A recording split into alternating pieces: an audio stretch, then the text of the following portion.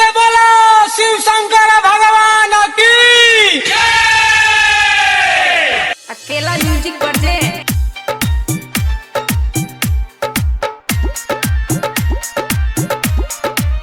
कंचन इब्राहिमपुर बोलिए शंकर भगवान की।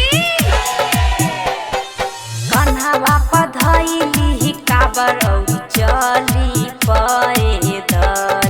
कन्हवा पधइली काबर औरी चली पैदल। घूमे खातिर सुनिए सैया चली देवघर। घूमे खातिर सुनिए राजा चली देवघर।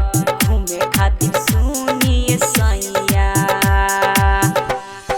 कैसे जाई हम देव घर करहोना के चलता लहर।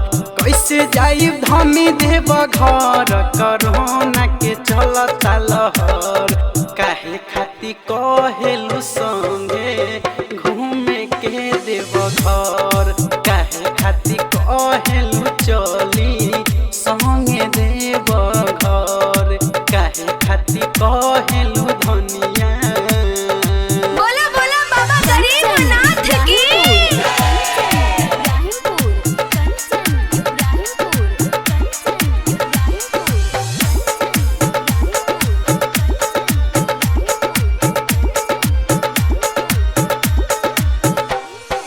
खर्चा पानी धइली अपना हो पास में। अपना हो पास में अपना हो पास में। बबुओ के लेली अपना हो साथ में।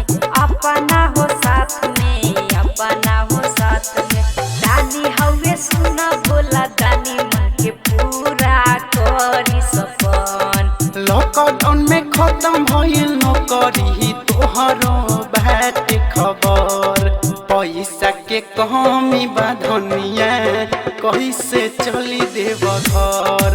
पैसा के कमी बा धनिया कैसे चली देव घर। पैसा के कमी बा धनिया। कंचन इब्राहिमपुर